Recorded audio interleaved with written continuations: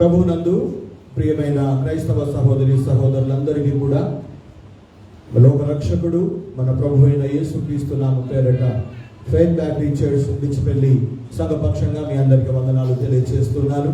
మరొక పర్యాయం ఈ విధంగా మీ ముందుకు వచ్చి దేవుని వాక్యాన్ని చదువుతూ మీతో పాటే కలిసి దేవుని వాక్యంలోని కొన్ని సత్యాలు నేర్చుకోవడానికి దేవుడు నాకు ఇచ్చిన గొప్ప భాగ్యాన్ని బట్టి ఎంతగానో సంతోషిస్తుంటున్నాను. మీ అందరి కొరకు ప్రార్థన చేస్తూ ఉంటున్నాం. మా కొరకు, మా సంఘ పరిచర్య కొరకు, మరి సంఘ బిడ్డలందరి కొరకు కూడా మీరందరూ ప్రార్థన చేయాలని మా యొక్క మనవి, మా కోరిక. సరే, దేవుని యొక్క చిత్త ప్రకారముగా పోయిన వారం మనము నిర్గమకాండముల యొక్క ధ్యానమును మనము కంటిన్యూ చేస్తూ ఉంటున్నాం. పోయిన పరిశుద్ధ దినాన నిర్గమకాండము 5వ అధ్యాయములో నుండి 2 సత్యాలు మనం నేర్చుకుంటూ వచ్చాం. ఆ 5వ అధ్యాయంలో ప్రభు ద్వారా పంపబడిన దేవుని దాసుడైన మోషే ఫరో రాజు దగ్గరికి వెళ్ళి మాట్లాడమని చెప్పమన్న మాటలు ఆ యొక్క మోషే ఫరో రాజుతో చెప్పినప్పుడు ఏమని చెప్పాడు? నా ప్రజలను నాకు ఉత్సవము చేయడానికి నా జనులను పోనీయుమని యెహోవా దేవుడు ఆజ్ఞాపిస్తున్నాడు అని మోషే రాజుతో చెప్పినప్పుడు ఫరో రాజు 2వ వచనంలో అంటాడు, ఈ ప్రజలను పోనీయడానికి యెహోవా ఎవడు? నేను యెహోవాను ఎరుగను అంటూ దేవునిని వ్యతిరేకించి దేవుని మాట కూడా ఆయన వ్యతిరేకత తెలియజేసినట్టుగా మనం చూస్తాం. అదేవిధంగా 5వ అధ్యాయం 19వ వచనంలో ఆ మాట విన్నటువంటి రాజు ఆ ప్రజల మీద భారాలు మోపుతాడు. మీకేమి ఇయ్యము కానీ లెక్క మాత్రం తప్పొద్దు, పని చేసేది మీరు చేయాలి, మీ బాధ మీరు పడాల్సిందే అన్నట్టుగా ఆ పనుల భారం మోపినప్పుడు ఆ దేవుని ప్రజలు కూడా మోషే అహరోనులకు వ్యతిరేకంగా మాట్లాడతారు. దేవుడు మమ్మలను తప్పించకపోగా, విడిపించకపోగా, మమ్మలను చంపేంతగా ఆ రాజుకు ఒక కత్తినిచ్చారు అన్నట్టుగా దేవుని మీద నేరారోపణ చేస్తారు. పోయిన ఆదివారం నేర్చుకున్న పాఠం అది. ఎందుకు ఈ మాట అంటున్నానంటే, ఆ దేవుని పని చేస్తున్నటువంటి మనం, దేవుని బిడ్డలుగా జీవిస్తున్నటువంటి మనం, దేవుడు వెళ్ళమన్న చోటికి వెళ్ళి దేవుడు చెప్పమన్న మాటలు చెబుతూ దేవుడు చెప్పినట్టుగా బ్రతుకుతూ ఉన్నప్పటికీ కూడా దేవుడు చేస్తారన్న కొన్ని కార్యాలు మన జీవితాల్లో జరగవు. ఆ పనులు కావు, మనం ఆశించిన ఫలితాలు రావు. కానీ దేవుడి చిత్తానుసారముగా దేవుని పనిలో ముందుకు సాగుతున్నప్పుడు, మనము చేయాల్సిన పనిని మనం చేస్తూ వెళుతున్నప్పుడు దేవుడు మాత్రమే చేయాల్సిన పని అయినా ఆ ఫలితాన్ని దేవుడు తన చిత్తానుసారముగా మన జీవిత యాత్రలో దయచేస్తాడు అన్న సత్యాన్ని పోయిన ఆదివారం మనం నేర్చుకుంటూ వచ్చాం. మరి ఈ రోజున నిర్గమకాండము 6వ అధ్యాయములో నుండి కూడా రెండు సత్యాలు నేర్చుకోవడానికి ప్రయత్నం చేద్దాం. 6వ అధ్యాయంలో 30 వచనాలు ఉన్నాయి. ఈ యొక్క 6వ అధ్యాయంలోకి వెళ్ళక ముందు దేవుడు వెళ్ళమన్న చోటికి వెళ్ళినాడు, దేవుడు చెప్పమన్న మాటలు చెప్పినాడు, ఎవరిని కలవమన్నాడో వాళ్ళనే కలిసినాడు. కానీ మోషే ఆశించిన దేవుడు చేస్తానన్న కార్యం జరగనప్పుడు మోషే ఏం చేశాడో తెలుసా? నిర్గమకాండము 5వ అధ్యాయము 22వ వచనాన్ని ఒకసారి చదువుదాం.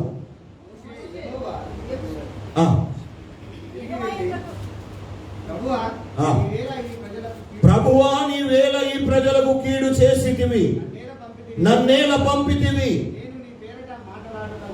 నీ పేరట నేను మాటలాడుటకు ఫరో యొద్దకు వచ్చినప్పటి నుండి అతడు నీ జనులకు కీడే చేస్తున్నాడు, నీ జనులను నీవు విడిపించలేదు అంటూ దేవుని సన్నిధిలో కన్నీటితో ప్రార్థన చేశాడు మోషే. అవును, దేవుని కార్యాలు దేవుడు జరిగించినప్పుడు, మనం అనుకున్న ఫలితాలు దేవుడు చేయనప్పుడు, రానప్పుడు మనం ఏం చేయాలి? చాలా మటుకు ఏం చేస్తాం తెలుసా? ఇన్ని రోజులు ప్రార్థన చేశాం, దేవుడు చేస్తానన్నది చేయలేదు. ఇన్ని రోజులు మందిరానికి వెళ్ళాం, దేవుడు ఇస్తానన్నది ఇవ్వలేదు.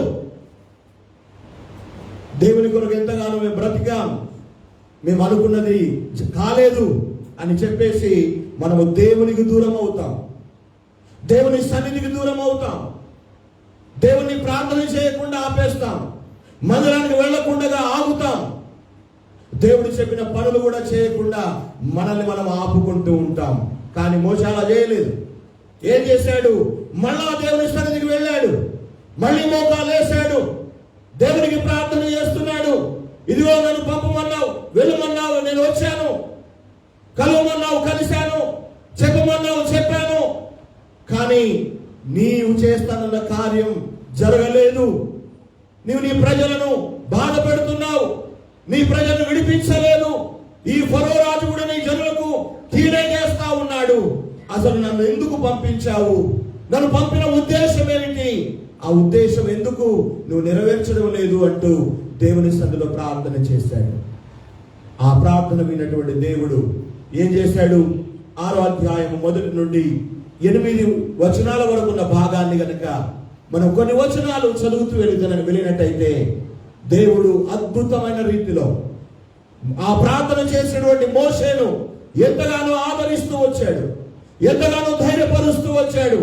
నిరాశ పడవద్దు మోషే, దిగులు పడవద్దు మోషే, నేను తప్పకుండా నా కార్యాన్ని చేస్తాను, నువ్వు ధైర్యంగా ఉండు అంటూ తన కలిగిన ఉద్దేశం ఏమిటో, తన ప్రజల పట్ల తన ప్రణాళిక ఏమిటో, తాను ఎలాంటి శక్తి సామర్థ్యము గల దేవుడో, ఆయన ఏం చేయబోతూ ఉంటున్నాడో ఆ సంగతులన్నిటి గురించి మోషేతో మాట్లాడుతూ వచ్చినట్టుగా నిర్గమకాండము 6వ అధ్యాయము 8 వచనాల్లో చూస్తాం. 1వ వచనంలో చదివితే, బలమైన హస్తము చేత ఫరో రాజు ఇశ్రాయేలు ప్రజలను పంపిస్తాడు. ఇప్పుడు పంపలేదని బాధపడుతున్నావు. ఒక రోజు అంటూ వస్తుంది, ఆ రోజున ఏ రాజైతే నేను పోనీ అని అంటున్నాడో, ఏ రాజైతే నేను వదిలిపెట్టను అంటున్నాడో, ఏ రాజైతే నా ప్రజలను బాధ పెడుతున్నాడో, ఏ రాజైతే నా ప్రజల భారాన్ని ఎక్కువ చేశాడో, ఏ రాజైతే నా ప్రజలను ఇబ్బంది పరుస్తూ ఉన్నాడో, ఆ రాజే ఒక రోజున నా ప్రజలను బలవంతంగా తన దేశము నుండి బయటకు పంపిస్తాడు. నువ్వు అధైర్యపడవద్దు, నువ్వు ధైర్యం కోల్పోవద్దు, నేను నా కార్యాన్ని తప్పకుండా జరిగిస్తాను అంటూ అక్కడ మోషేతో మరలా మాట్లాడుతున్న మాటను మనం అక్కడ చదువుతూ ఉన్నాం. అంత మాత్రమే కాదు, ఆ యొక్క 5వ వచనంలో చూస్తే, నా ప్రజల మూలుగులను నేను వింటూ ఉన్నాను, నా నిబంధన నేను మరిచిపోయేవాడిని కాను, నా నిబంధన, నా ప్రమాణం, నేను మీకు ఏ వాగ్దానం చేశానో ఆ వాగ్దానాన్ని మర్చిపోకుండా నేను జ్ఞాపకం చేసుకొని నేను చేసిన నిబంధన నేను నెరవేర్చే దేవుణ్ణి అని తన గురించి దేవుడు చెప్పుకుంటున్నాడు. అంత మాత్రమే కాదు, 7వ వచనంలో అంటాడు, మిమ్మలను నా ప్రజలుగా నేను చేర్చుకుంటాను, మీకు దేవునిగా నేను ఉంటాను అని రాబోతున్న దినాల్లో దేవుడు తన ప్రజల పట్ల కలిగిన తన ప్రణాళికను అక్కడ మోషేతో పంచుకుంటున్నట్టుగా మనకు కనబడుతుంది. అదే విధంగా 7వ వచనం 2వ భాగంలో చూసినట్టయితే, మిమ్మల్ని వెలుపలికి రప్పిస్తాను, మీకు వాగ్దానం చేసిన దేశములోనికి మిమ్మల్ని రప్పిస్తాను, ఆ దేశాన్ని నేను మీకు స్వాస్థ్యముగా ఇస్తాను అని దేవుడు అక్కడ అద్భుతమైన రీతిలో దేవుని కార్యము జరగనప్పుడు, దేవుడు తన కార్యం చేయని పరిస్థితుల్లో, ఫరో రాజు వ్యతిరేకిస్తున్న పరిస్థితుల్లో దేవుని ప్రజలే, ఏ ప్రజలైతే విడిపించాలని మోసే వచ్చాడో ఆ ప్రజలే వ్యతిరేకంగా మాట్లాడుతున్న పరిస్థితుల్లో దేవుడు తన దాసుని, అనగా తాను పంపిన తన దాసుని, ఆ యొక్క పనిని అప్పగించి పంపిన తన పరిచారకుని దేవుడు దర్శించి మాట్లాడుతూ వచ్చాడు, ధైర్యపరుస్తూ వచ్చాడు. ఎంత అద్భుతమైన దేవుడు మన దేవుడు! మనం నిరాశలో ఉన్నప్పుడు, నిస్పృహంలో ఉన్నప్పుడు, చాలాసార్లు దేవుని కార్యం జరుగుతుందని కనిపెట్టి చూసిన సమయంలో అది జరగని పక్షంలో దేవుడు మనల్ని దర్శించేవాడుగా ఉంటున్నాడు, మరలా మనతో మాట్లాడేవాడుగా ఉంటున్నాడు. మన పట్ల తనకున్న ప్రణాళికను, తన ఉద్దేశాన్ని, ఆయన మన జీవితాల్లో ఏం చేయబోతున్నాడో, ఏ విధంగా ఆయన చేయగలడో, తన గురించి, తన సామర్థ్యం గురించి, తన బాహుబలము గురించి, తన శక్తి గురించి, తను చేయబోతున్న కార్యం గురించి మనకు తెలియజేసే దేవుణ్ణి మనం కలిగి ఉన్నాం. దేవుడు మాట్లాడిన తర్వాత బహుశా నిరాశలో ఉన్నటువంటి మోషేకు ఎంతో నిబ్బరము కలిగి ఉండవచ్చు. ధైర్యం కోల్పోయిన మోషేకి దేవుడు ఎంతో ధైర్యం చెప్పి ఉండవచ్చు. ఈ మాటలన్నీ చెప్పిన తర్వాత మోషేతో ఏమన్నా తెలుసా? నువ్వు మరలా వెళ్ళి మరలా వెళ్ళి నా ప్రజలతో ఈ మాటలన్నీ నువ్వు చెప్పాలి అన్నాడు. చాలాసార్లు దేవుడు ఎందుకు ఎప్పుడు ఏ పని చెప్తాడో మరలా ఆ పనే చేయమని ఎందుకు చెప్తాడో మనకు కొన్నిసార్లు అర్థం కాకపోవచ్చు. కానీ తర్వాత మనకు అర్థమవుతుంది దేవుడు మన పట్ల కలిగిన చిత్తాన్ని, తన ప్రణాళికను, తన నిబంధనను జ్ఞాపకం చేసుకొని తన శక్తి చేత, తన సామర్థ్యం చేత మనల్ని ఏ విధంగా ఆయన విడిపిస్తాడో అన్న సంగతిని మరలా తెలియజేస్తాడు. మోషే ఆ మాటలు విన్న తర్వాత ఆ దేవుని ప్రజల దగ్గరికి వెళతాడు. 6వ అధ్యాయం దయచేసి 9వ వచనాన్ని ఒకసారి మనం చదువుదాం. మోషే ఇశ్రాయేలు ప్రజలతో అలాగూ అంటే దేవుడు చెప్పుమన్న ప్రకారంగా దేవుడు చెప్పిన మాటలను ఉన్నవి ఉన్నట్టుగా దేవుని ప్రజలతో చెప్పాడు. అయితే వారు మనోవ్యాకులమును బట్టి, కఠినమైన దాసత్వమును బట్టి మోషే మాటలు వాళ్ళు వినరైరి అని అక్కడ చదువుతా ఉన్నాం. గమనించాలి, ఏ ప్రజలైతే దేవుడు ప్రేమించాడో, ఏ ప్రజలైతే దేవుడు విడిపించాలనుకుంటున్నాడో, ఏ ప్రజల పట్ల అయితే దేవుడు చక్కని ప్రణాళిక కలిగి ఉన్నాడో, ఏ ప్రజలకైతే తాను దేవునిగా ఉండాలని ఆశపడుతున్నాడో, ఆ ప్రజల దగ్గరికి తన దాసుని దేవుడు పంపించి తన ప్రణాళికను, తన ఉద్దేశాన్ని, తన చిత్తాన్ని, తన శక్తిని, తన సామర్థ్యాన్ని ఆయన తెలియజేస్తున్నటువంటి ఆ సందర్భంలో దేవుని ప్రజలు దేవుడు పంపిన, దేవుడు దాసుడు చెబుతున్న మాటలను వారు వినలేదు అన్న మాట మనం చదువుతూ ఉన్నాం. వినలేదు అన్న ఆ మాటలు మనకు ఇంకో అర్థం జ్ఞాపకం రావాలి. దేవుడు చెప్పిన మాటలను, లేదా దేవుడు తన సేవకుని ద్వారా మాట్లాడుతున్న మాటలను దేవుని ప్రజలు నమ్మలేదు. వినలేదు అంటే అర్థం నమ్మలేదు. ఇక్కడ మేము కాసేపు ఆగాలనుకుంటున్నాం. దైవజనులు ఎవరైనా కావచ్చు, ఎన్నికలేని నేను కావచ్చు, టీవీలో వర్తమానం అందించే జాన్ వెస్లీ గారు కావచ్చు, చాలా దేశ విదేశాల్లో వాడబడుతున్న దైవజనులు కావచ్చు, వారు దేవుని ప్రజలకు చెప్పే వర్తమానం, వారు దేవుని ప్రజలతో మాట్లాడేటువంటి దేవుని వాక్కులు వాళ్ళవి కావు. దేవుడు వారికి తెలియజేసిన మాటలను, దేవుడు వారికి చెప్పిన వర్తమానాన్ని దేవుని సేవకులు దేవుని ప్రజలతో మాట్లాడతారు, దేవుని ప్రజలకు తెలియజేస్తారు. మోషే మాట వినలేదు అని అక్కడ రాయబడింది అంటే మోషే చెప్పిన మాటలన్నీ మోషే మాటలుగా వారు భావిస్తున్నారు. దేవుని మాటలనే భావన వాళ్ళలో లేదు. అది దేవుని చిత్తమనే గ్రహింపు వాళ్ళలో లేదు. ఈ దాసుని దేవుడు పంపాడు అన్న విషయం వారు ఇంకా గుర్తించలేకపోతూ ఉంటున్నారు. ప్రియమైన దేవుని బిడ్డలు, నేను జ్ఞాపకం చేస్తున్నా, ఈరోజు ప్రతి ఆదివారం దేవుని సేవకుడు బోధించే బోధ, ప్రతి గృహ కూడికలో దేవుని సేవకుడు చెప్పేటువంటి దైవ వాక్యం, అది కేవలం దేవుని సేవకులు అనుకుంటున్నారా? పొద్దుగోక మాట్లాడుతున్నారు అనుకుంటున్నారా? దేవుని బిడ్డలు జాగ్రత్త వహించండి. దేవుని సేవకులు మీ ముందు నిలబడి వాక్యాన్ని పంచుతూ ఉన్నప్పుడు, దేవునికి బదులుగా వారు దేవుని పక్షంగా మాట్లాడుతూ ఉన్నప్పుడు, మీరు వింటున్న మాటలని దేవుని మాటలని గ్రహింపు కలిగి ఉండండి. దేవుడు మీ పట్ల కలిగిన ప్రణాళికగా భావించండి. దేవుడు మీ జీవితంలో చేయబోతున్న కార్యాలుగా మీరు అంగీకరించండి. అప్పుడు మీ జీవితాల్లో దేవుని కార్యాలు జరుగుతాయి. కానీ ఇక్కడ జరుగుతున్న విషయం ఏంటో తెలుసా? మోషే దేవుని వాక్కును చేతబట్టుకొని దేవుని ఆజ్ఞ చొప్పున దేవుని ప్రజల దగ్గరికి వెళ్ళి దేవుడు చెప్పమన్న మాటలన్నీ, దేవుడు చెప్పిన సంగతులన్నీ, దేవుడు చెప్పమన్న విషయాలన్నీ ఎంతో జాగ్రత్తగా చెబుతూ ఉన్నప్పుడు విడిపించబడాలి అని ప్రార్థించారు. దేవుడు మాకు సహాయం చేయాలని కోరుకున్నారు. మూలుగుతూ వచ్చారు, నిట్టూర్పులు విడుస్తూ వచ్చారు.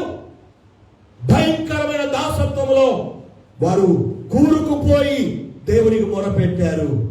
కానీ దేవుడు తన దాసుని పంపి వారి పట్ల తనకున్న ప్రణాళికను, వారి పట్ల తాను చేయబోయే కార్యాన్ని, భవిష్యత్తులో తాను ఏ విధంగా వాళ్ళను మలచబోతున్నాడో ఆ విషయాన్ని తెలియజేసినప్పుడు ఆ సమయంలో దేవుని ప్రజలు ఆ దేవుని మాటలను, దేవుడు కలిగిన ప్రణాళికను, దేవుడు వారి జీవితంలో చేయబోయే కార్యాన్ని వారు వినలేకపోయారు, నమ్మలేకపోయారు. ఆ మాటలన్నీ పక్కన పారేశారు. కారణం ఏంటి? అదే 9వ వచనంలో ఉంది. అయితే వారు దేవుని సేవకులు చెబుతూనే ఉన్నారు, దేవుని బోధకులు బోధిస్తూనే ఉన్నారు, దేవుడు చెప్పమన్న మాటలు వినిపిస్తూనే ఉన్నారు. అయితే వారు వినని వారుగా ఉన్నట్టుగా, అయితే వారు నమ్మని వారుగా ఉన్నట్టుగా, అయితే వారు దేవుని యొక్క చిత్తాన్ని గ్రహించని వారుగా ఉన్నట్టుగా నీవు కూడా ఉన్నావా? ఈరోజు నీవు కూడా ఉన్నావా అదే రీతిగా? మన జీవితాలు కూడా అదే విధంగా ఉంటున్నాయా ఈరోజు? దేవుని బిడ్డలారా, దేవుని కార్యాలు మీ జీవితాల్లో దేవుడు నెరవేర్చాలి అంటే పంపబడిన దేవుని సేవకుల మాటలు వినడం నేర్చుకోండి. దేవుని ద్వారా పంపబడిన బోధకుల బోధ, దేవుడు చెప్పిన ఉపదేశాన్ని మీరు నమ్మడం నేర్చుకోండి. కాదు కూడదనుకుంటే చేయగలిగింది ఏం లేదు. అయితే ఆనాడు వాళ్ళు అనగా దేవుని ప్రజలు దేవుని చిత్తాన్ని గ్రహించకపోవడానికి, దేవుని శక్తిని వాళ్ళు తెలుసుకోకపోవడానికి, దేవుడు ఏం చేయబోతున్నాడో అన్న సంగతి వారు గుర్తెరగకపోవడానికి గల కారణం ఏంటంటే 9వ వచనంలో స్పష్టంగా రాయబడి ఉంది. అయితే వారు మనోవ్యాకులమును బట్టి, కఠినమైన దాసత్వాన్ని బట్టి వారు ఆ మాటలు నమ్మలేకపోయారు. కారణం ఏంటి? వాళ్ళు వినకపోవడానికి, నమ్మలేకపోవడానికి, విశ్వసించలేకపోవడానికి కారణం ఏంటంటే వాళ్ళలో వాళ్ళు కలిగి ఉన్న మనోచింతన, మనోవేదన, మనోవ్యాకులం, వాళ్ళు అనుభవిస్తున్న కఠినమైన దాసత్వం వల్ల దేవుని మాటలు కూడా వాళ్ళు వినడం లేదు, దేవుని యొక్క చిత్తాన్ని కూడా వారు గ్రహించకుండా ఉన్నారు, దేవుని శక్తిని కూడా గుర్తించలేకపోని పరిస్థితుల్లో వాళ్ళు అంతగా మనోచింతన కలిగి ఉన్నారు. చాలాసార్లు దేవుడు ఎన్నో పర్యాయాలు రకరకాలుగా మనతో మాట్లాడుతూ వస్తున్నా దేవుని మాటలు మన లోపలికి ఎందుకు పోవో తెలుసా? మనం విన్న మాటలు, దేవుని మాటలు ఎందుకు విశ్వసించమో తెలుసా? ఎందుకు ఆ మాటల్లో ఉన్న దేవుని చిత్తాన్ని, దేవుని ప్రణాళికను, దేవుని శక్తిని ఎందుకు గ్రహించమో తెలుసా?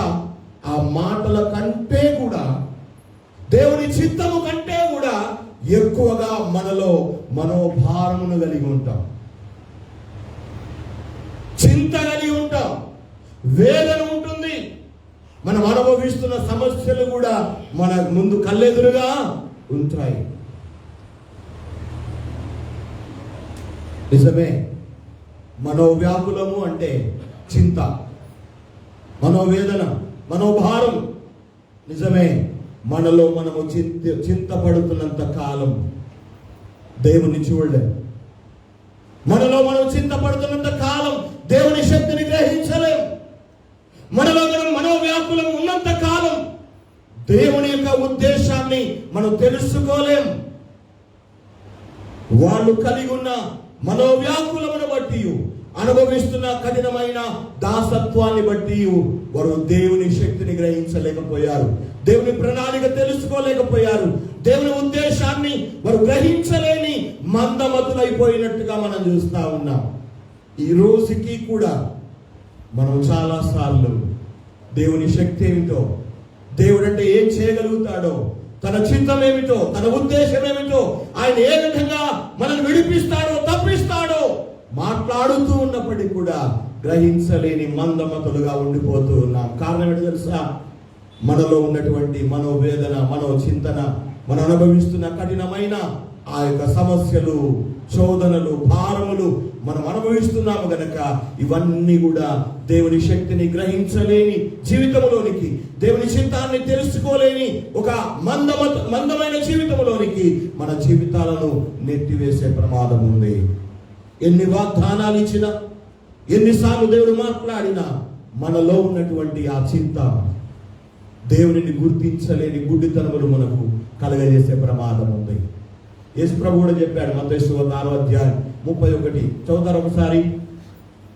ఏమి తిందుమో, ఏమి త్రాగుదుమో, ఏమి ధరించుకొందుమో అని మీరు చింతపడకండి. 31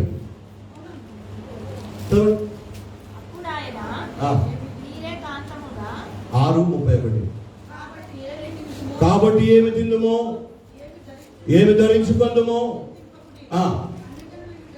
ఎవరు చింతిస్తారు వీటన్నిటి గురించి?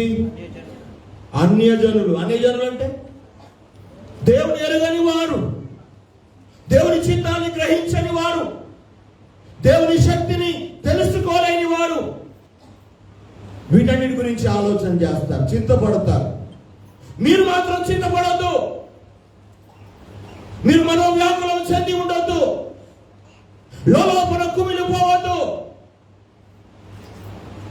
32 ఏమంటాడు? ఇవన్నీ మీకు కావాలనని మీ పరలోకపు తండ్రికి తెలియను. నాకేం కావాలి, నా కుటుంబానికి ఏం కావాలి, నీకేం కావాలి, నీ జీవితానికి ఏం కావాలి, నీ కుటుంబానికి ఏం కావాలి, ఎప్పుడు ఏది కావాలి, ఎప్పుడు ఏది చేయాలి, ఏది ఎప్పుడు ఇవ్వాలి, ఇదంతా దేవునికి తెలుసు.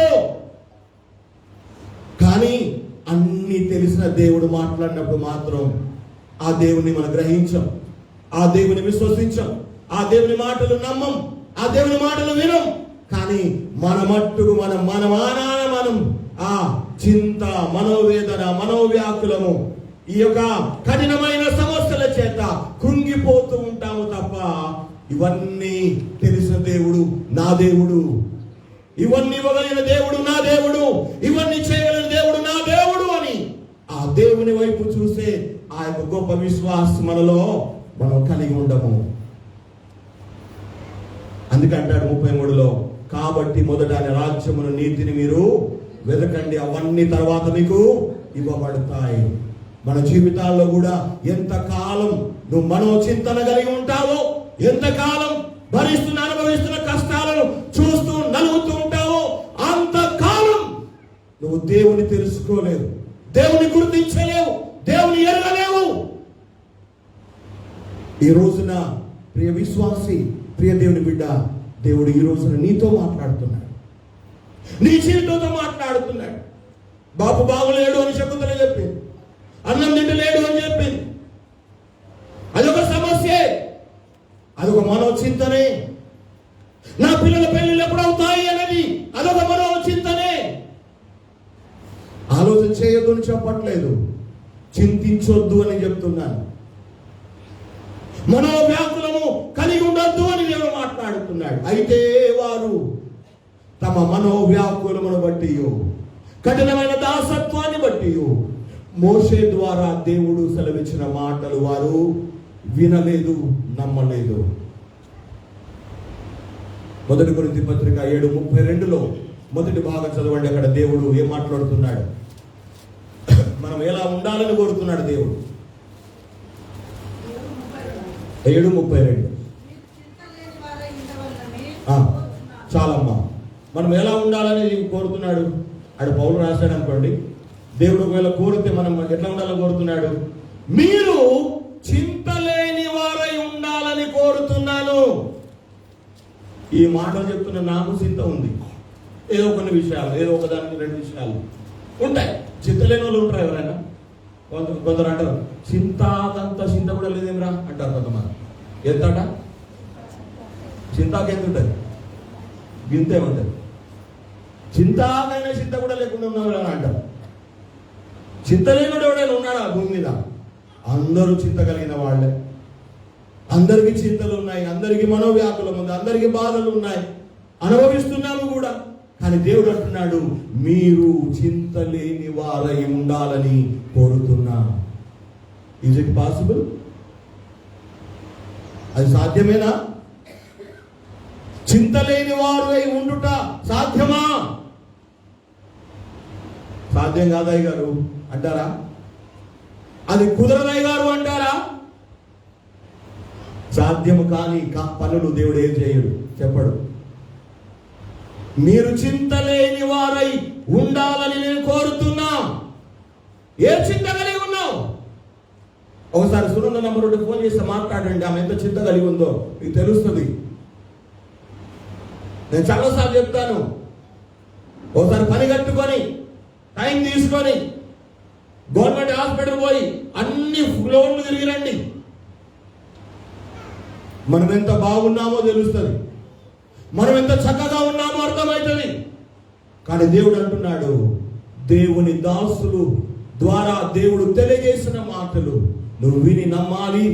దేవుని చిత్తం, దేవుని ప్రణాళిక నీ జీవితంలో నెరవేరాలి అంటే నీకున్న మనోవ్యాకులం ఉన్నప్పటికీ, నువ్వు అనేకమైన సమస్యలు ఎదుర్కొంటున్నప్పటికీ, వాటిలో సైతము మనోవ్యాకులము లేకుండా దేవుడు తెలియజేస్తున్న మాటలు నీవు వినాలి, నమ్మాలి అని దేవుడు ఇక్కడ మాట్లాడుతున్నాడు. ఫిలిప్పీ 4:6 అంటాడు, దేనిని గురించి మీరు చింతపడొద్దు అంటాడు. దేనిని గురించి మీరు చింతపడొద్దు, కానీ ప్రార్థన విజ్ఞాపనముల చేత కృతజ్ఞతాపూర్వకంగా మీ విన్నపాలు దేవునికి తెలియచేయండి అని రాస్తాడు పౌలు. మన చింతను ప్రభుకు అప్పగించాలి. అప్పగించినప్పుడే దేవుని శక్తిని, దేవుని చిత్తాన్ని, దేవుని యొక్క ప్రణాళికను పూర్తిగా తెలుసుకోగలుగుతాం, అర్థం చేసుకోగలుగుతాం. అందుకే పేతురు భక్తుడు రాస్తాడు, 1 పేతురు 5:7 ఆయన మిమ్మును గురించి చింతించుచున్నాడు గనుక మీ చింత యావత్తు ఆయన మీద వేయండి. ఎవరి మీద వేయాలి చింత? చింత ఉంటుంది, చింత లేదు ఎవరికి? ఇందాక గిద్యోను అన్నాడు, దేవుని సేవకులు దేవుడు దీవించాలా, ఇంకా దీవించాలా, ప్రయాణం చేస్తారని. నిజంగా చెప్తున్నాను, దేవుడు తన కృప చొప్పున కాపాడుతూ ఉన్నాడు కదా. దాదాపుగా నాకు ఎక్కువగా డ్రైవింగ్ కొరకు ఈ మధ్య ప్రశాంతే వచ్చాడు. చాలా తిరగడం అయింది, చాలా చోట్లకు వెళ్ళడం అయింది. నిన్న కూడా వర్షపడ్డా పోయి పగలంతా అక్కడే ఉండి సాయంకాలానికి వచ్చాం. ఎందుకు ఈ మాట అంటున్నానంటే, దేవుడు మనకు అప్పగించిన పనులన్నీ మనము చేస్తూ పోవాలి అంటే చింత భారము లేకపోతే అవి కావు. కానీ దేవుడు ఇక్కడ మనతో మాట్లాడుతున్నాడు, మన హృదయంలో ఉన్న మనోవ్యాకులత, మనం ఎదుర్కొంటున్న మన సమస్యలు దేవుని చిత్తాన్ని గుర్తించకుండా అడ్డుపడతాయి గనక మనం ఏం చేయాలి? దేవుణ్ణి ఎరగాలి, దేవుని చిత్తాన్ని గ్రహించాలి, దేవుని ప్రణాళిక మన జీవితాల్లో దేవుడు నెరవేర్చాలి అంటే ఆ దేవుణ్ణి ఎరిగిన వారమై ఉండడం మనం నేర్చుకోవాలి. దేవుని చిత్తాన్ని గ్రహించిన వారమై ఉండాలి.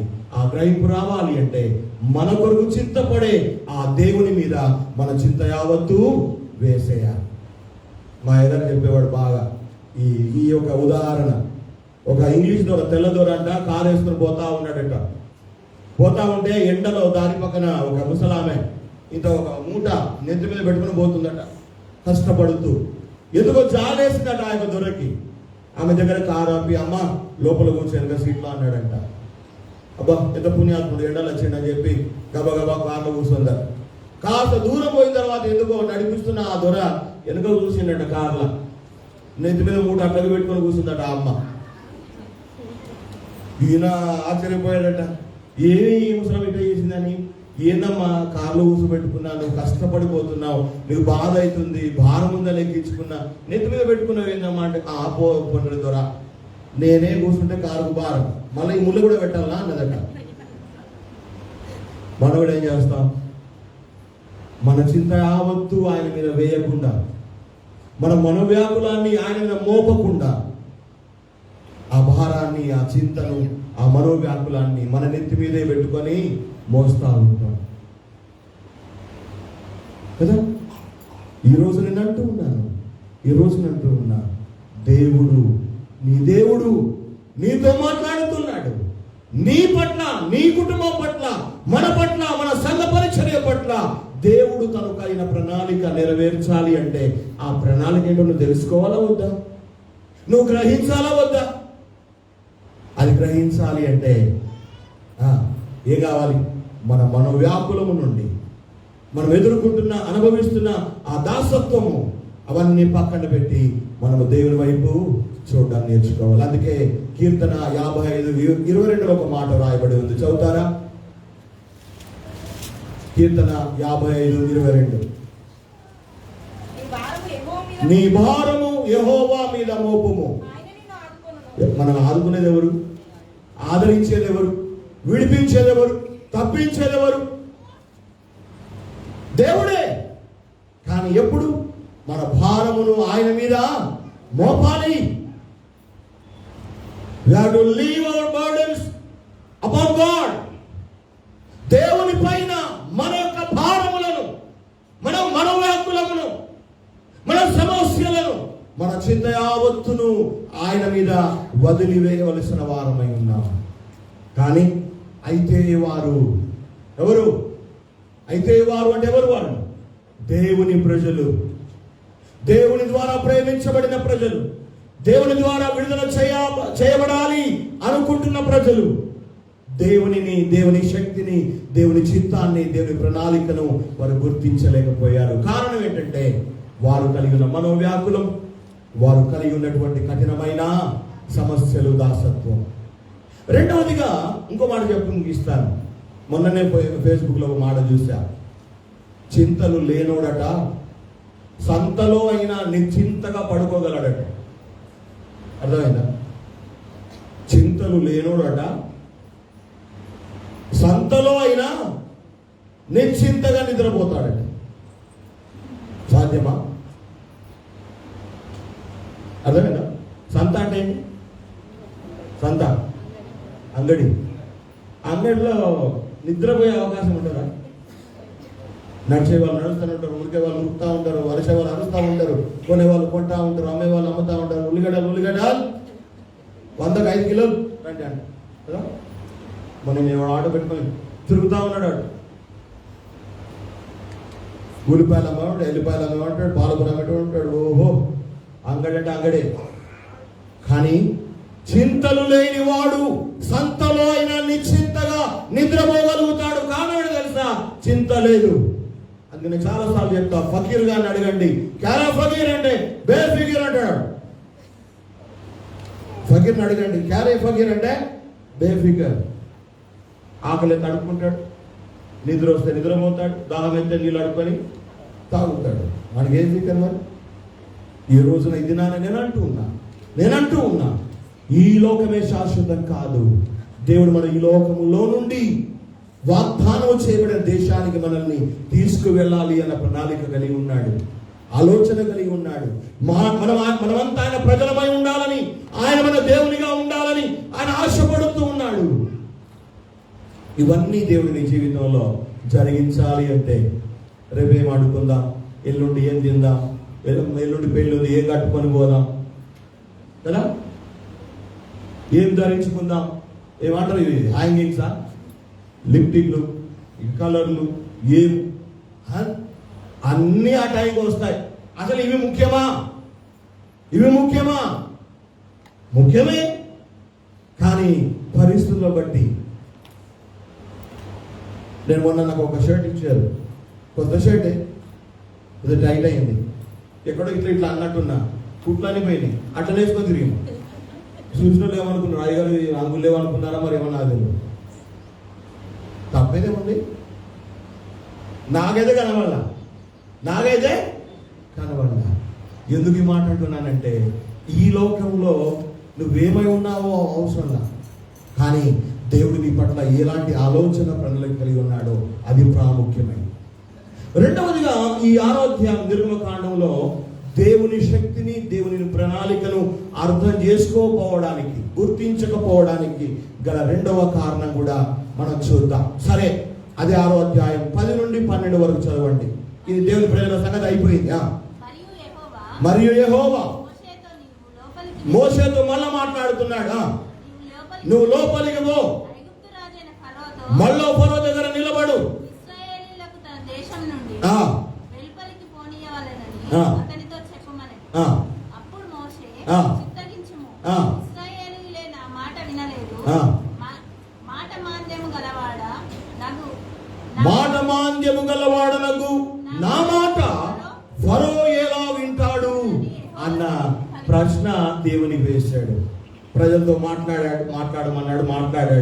అయితే వాళ్ళు ఆ మనోవ్యాకులను బట్టి, ఆ అనుభవిస్తున్న కఠినమైన దాసత్వాన్ని బట్టి దేవుని చిత్తాన్ని, దేవుని మాటను వాళ్ళు వినలేకపోయారు, నమ్మలేకపోయారు, దేవుని శక్తిని గుర్తించలేకపోయారు.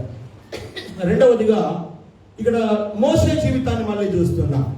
ఇక వాళ్ళు వినలేదు, నమ్మలేదు, ఇక పక్కన పెట్టాడు దేవుడు. మళ్ళీ మోసేతో అంటున్నాడు, ఇక నువ్వు లోపలికి పో. మళ్ళా ఇంకోసారి గాడికి ఇంతకుముందు పోయాడు.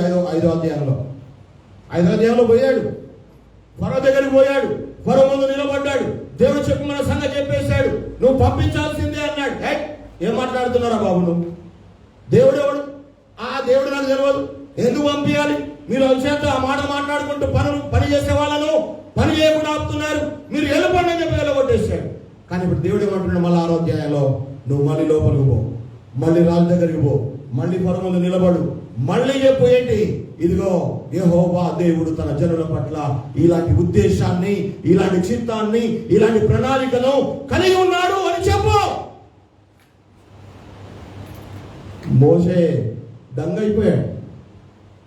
5వ అధ్యాయంలో పోయి చెప్తేనే ఇక కొట్టడమే తక్కువైంది, ఎల్లగొట్టాడు. ఆయన వెళ్ళిపోండి నా దగ్గర నుంచి అన్నాడు.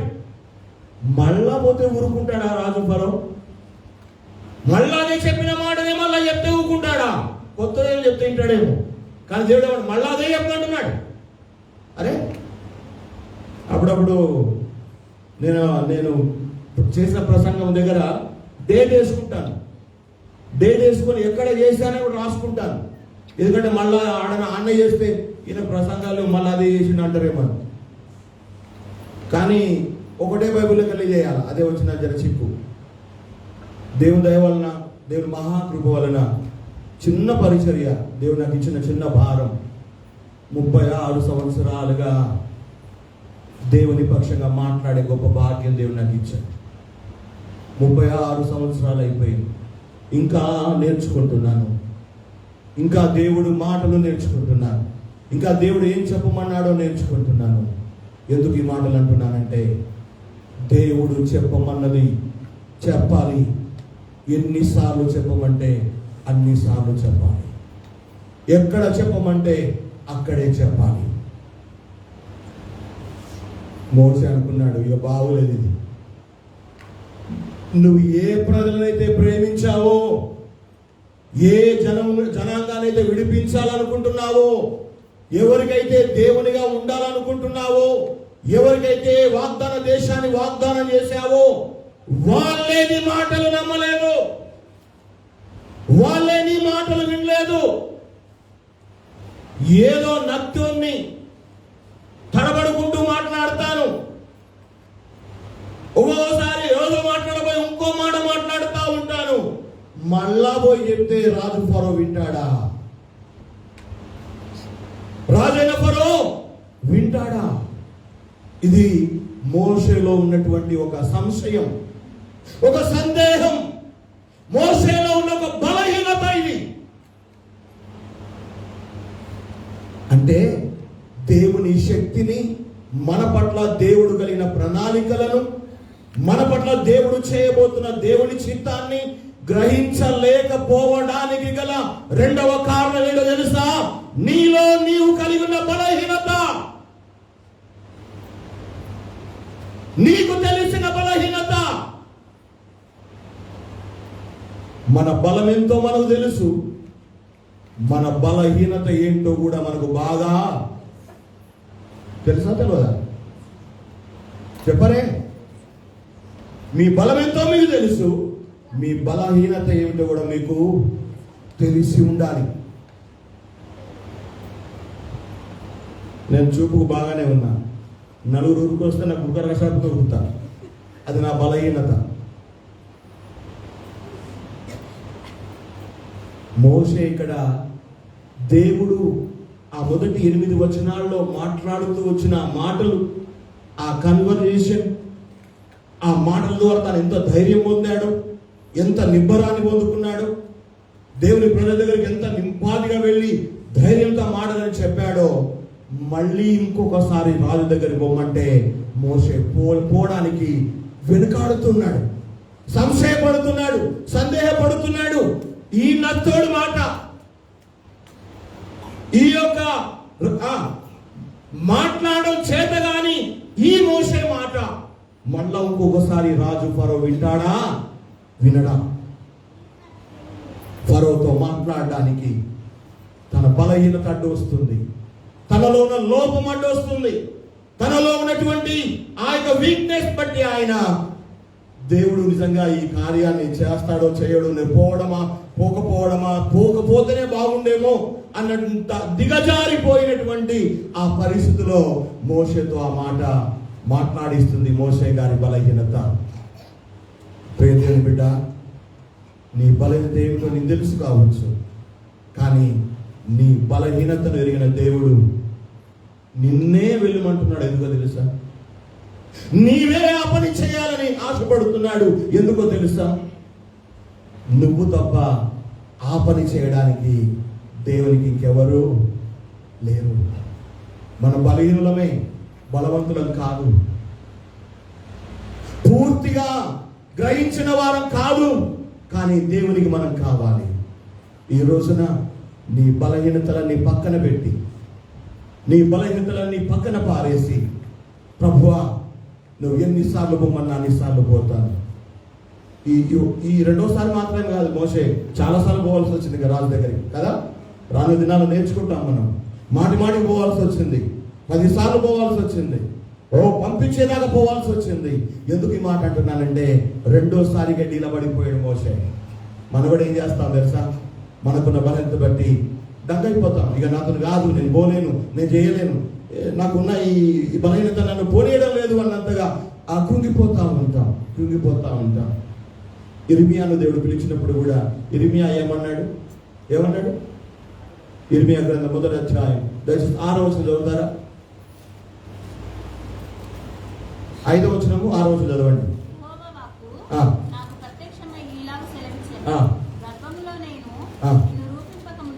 గర్భములో నీవు రూపింపక మునుపే నిన్నెరిగి తిని,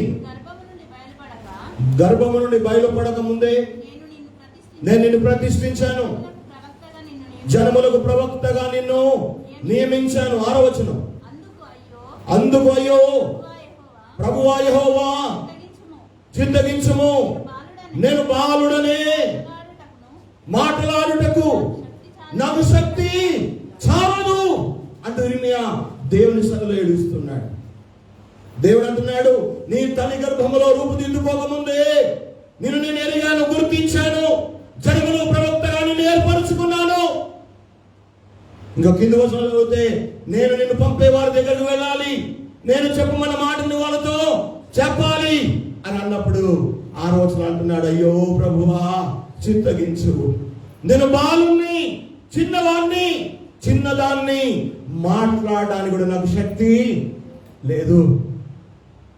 మనకేడ శక్తి ఉంది మరి మాట్లాడడానికి, చెప్పడానికి, వెళ్ళడానికి, నిలబడడానికి మనకు శక్తి ఉందా? దేవుని పక్షంగా నిలబడడానికి, దేవుని పక్షంగా వెళ్ళడానికి, దేవుని పక్షంగా మాట్లాడడానికి మన శక్తి చాలదు, మన సామర్థ్యం చాలదు, మన జ్ఞానం చాలదు, మనదేది చాలదు. ఎలా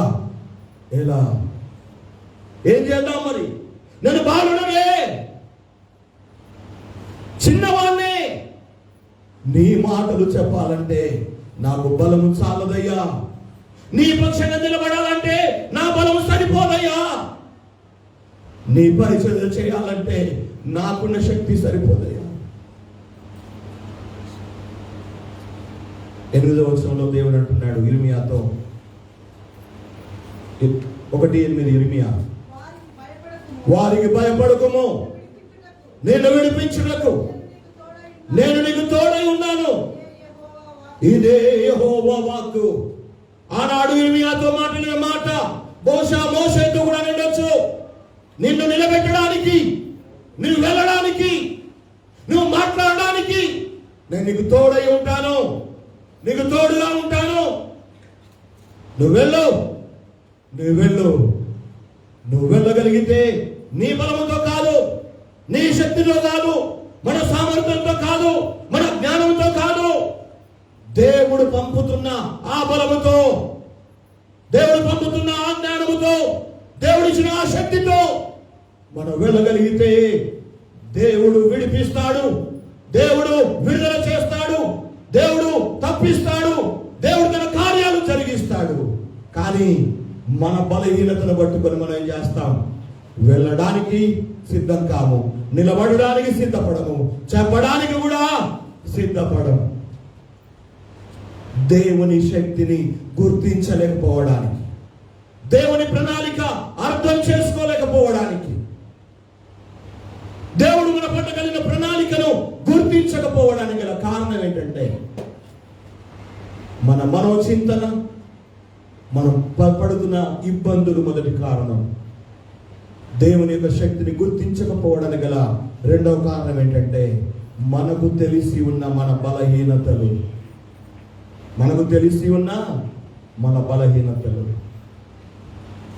అవునండి, చాలాసార్లు దేవుని సేవకులంగా, దేవుని బిడ్డలంగా ప్రార్థన చేస్తాం. చాలా మంది కొరకు చేయమా?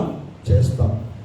మనతో కాదు, ప్రార్థన చేయడానికి ముందుగా నీవు దేవుని సభలో పరీక్ష చేసుకొని, ప్రభువా నా బలహీనతలన్నీ క్షమించు నాయన, నా శక్తి సరిపోదు, నా బలం సరిపోదు, నా జ్ఞానం సరిపోదు, నీవే నాకు తోడుగా ఉండాలి అంటూ ప్రార్థన చేస్తే దేవుడు నిన్ను రాజుల ఎదుట నిలబెట్టి మాట్లాడిస్తాడు. అధికారం ముందు నిన్ను నిలబెడతాడు. తాను చెప్పమన్న సంగతులు చెప్పిస్తాడు నీతో. ఈ రోజున సిద్ధమా? మోషేలాగా అయ్యా నీ ప్రజలే నీ మాట వినడం లేదు, వాళ్ళ దగ్గరికి పోయి చెప్తే ఆయనే వింటాడు, వాళ్ళ దగ్గరికి పోయి చెప్తే వాళ్ళే వింటారు అంటే అసలు పోవడానికే మనకి ఇష్టం లేక ఇవన్నీ మాట్లాడుతూ ఉంటాం. కానీ బైబిల్లో ఒక మాట ఉంది, అసలు మనం ఎందుకు బలహీనం అవుతూ ఉంటామంట?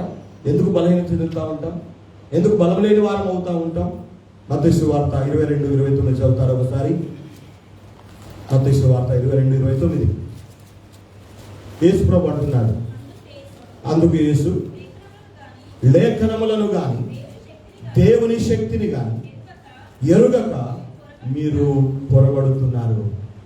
ఎందుకు ఈ తొట్టుపాటు? ఎందుకు ఈ బలహీనత మనని రాజ్యమేలుతుంది? ఎందుకు ఈ బలహీనత మన మీద కమాండ్ చేస్తూ ఉంది? యేసు ప్రభు అంటున్నాడు, మీరు లేఖనములను గాని దేవుని శక్తిని గాని ఎరగనందువల్ల మీరు తొట్టుపడుతున్నారు, ఎరగనందువల్ల మీరు బలహీనలు అవుతున్నారు. బలహీనత మిమ్మలను పరిపాలన చేస్తుంది అంటున్నాడు.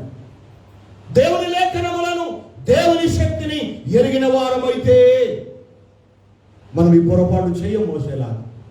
దేవుని లేఖనములను, దేవుని చిత్తాన్ని, దేవుని శక్తిని గ్రహించిన వారమైతే మనము సందేహించము మోసేలా. అవును, దేవుడు ప్రతి బాధ నుండి, ప్రతి బానిసత్వము నుండి విడిపించడానికి సిద్ధంగా ఉన్నాడు. కానీ మన హృదయంలో ఉన్న మన మనోచింత, మనోవ్యాకులం, పడుతున్న ఇబ్బందులు, సమస్యలు, అవన్నీ మనల్ని దేవుని శక్తిని గ్రహించకుండా అడ్డుపడుతూ ఉంటాయి. రెండవదిగా మన శక్తి మీద, మన సామర్థ్యం మీద ఆధారపడకుండా దేవుని మీద ఆధారపడి మనం దేవుని శక్తిని గుర్తించినప్పుడు దేవుని ద్వారా మన కార్యాలు మన జీవితాల్లో జరగడం చూస్తాం. బైబిల్లో 2 ఉదాహరణలు ఇచ్చి ముగిస్తాను. ఆదికాండం 18వ అధ్యాయం మొదటి కొన్ని భాగాలు మీకు జ్ఞాపకం చేయాలనుకుంటాను. మధ్యాహ్నపు వేళ దేవుడు అబ్రహాము ఇంటి ముందు నుంచి నడుచుకుంటూ వెళుతూ ఉంటాడు. దేవుని చూసిన అబ్రహాము పరిగెత్తుకొని వచ్చి సాగిలపడి దేవునితో ప్రార్థన చేస్తాడు, నీ కటాక్షము నీ దాసు మీద ఉన్నట్టయితే నన్ను దయతో దాటిపోవద్దు. ఇంటిలోకి రండి, కాళ్ళు కడుక్కోండి, నీళ్లు త్రాగండి, వంట చేయిస్తాను, భోజనాలు చేయండి, అలసట తీర్చుకోండి, తర్వాత మీరు వెళ్ళవలసిన మార్గంలో మీరు వెళ్ళిపోవచ్చు అంటాడు.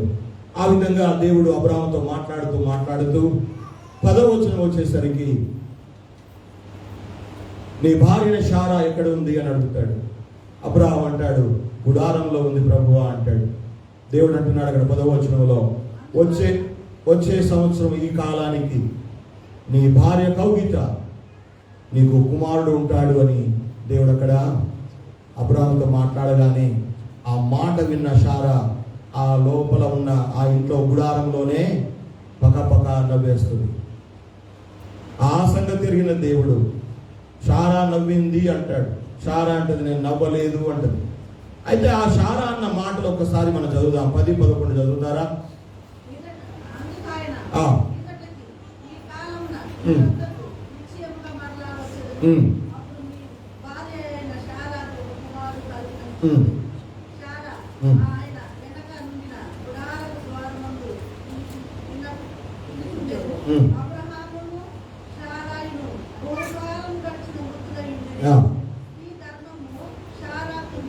స్త్రీ ధర్మము శారాకు నిలిచిపోయింది.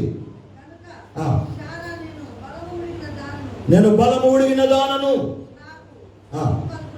నాకు ఇంకా పిల్లలు కలుగుతారా? నా యజమానుడు వృద్ధుడై ఉన్నాడు. తనలో తాను అనగా ఆ దేవుని వాగ్దానం విన్న శారా నవ్వింది. జరుగుతుందని నవ్విందా, జరగదు అని నవ్విందా? నవ్వడంలో 2 అర్థాలు ఉంటాయండి. ఎత్తు పనులోడు ఎగిరించింది తెలియదంటే నవ్వింది తెలియదు. ఎత్తు పనులు ఉన్నాడు నవ్వితే ఎగిరించింది తెలియదంట, నవ్వింది కూడా అర్థం కాదు. ఎందుకు నవ్విండో? శారా కూడా నవ్వింది, ఎందుకు నవ్వింది అర్థం కాల.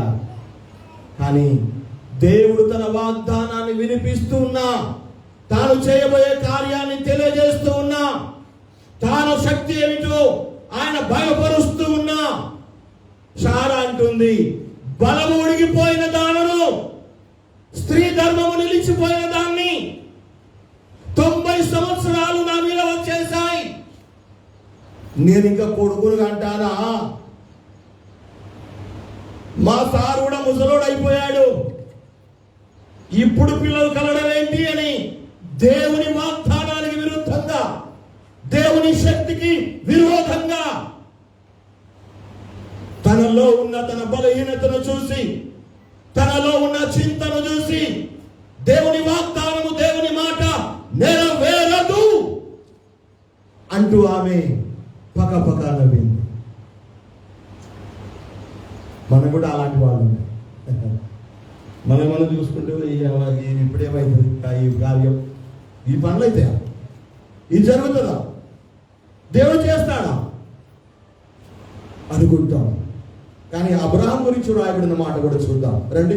అంటే కింద వచనాలు చూస్తే 14లో యెహోవానైనా నాకు అసాధ్యమైనది ఏదైనా ఉన్నదా అని దేవుడు అంటాడు. రోమాపత్రిక 4వ అధ్యాయం, రోమాపత్రిక 4 గడియారంలో సెల్ అయ్యండి ప్రశాంత్, నాకు టైం తెలవాలి. రోమాపత్రిక 4:18 నుండి, నీ సంతానము ఇలాగ ఉండునని చెప్పిన దానిని బట్టి అబ్రహాము తాను అనేక జనములకు తండ్రి అగునట్లు నిరీక్షణకు ఆధారము లేనప్పుడు అబ్రహాము ఎలా నమ్ముతున్నాడు?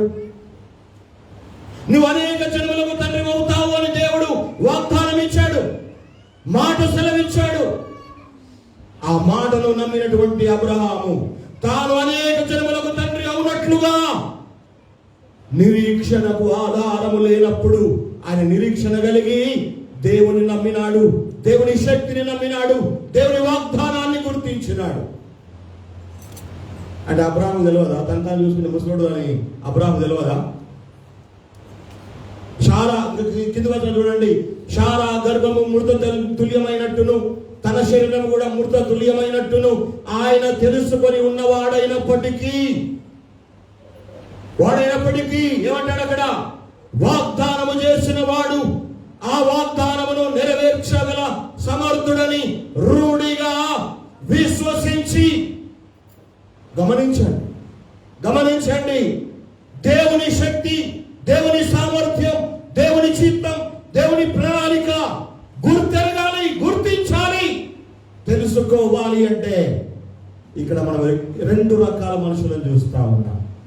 గుర్తించకపోవడానికి, తెలుసుకోకపోవడానికి గల కారణాలు 2:6 అధ్యాయంలో ఎదుట మనలో మనం కలిగి ఉన్న మన వ్యాకులం, అనుభవిస్తున్న కఠినమైన సమస్యల చేత దేవుని శక్తిని గుర్తించలేము, దేవుని చిత్తాన్ని గుర్తించలేము.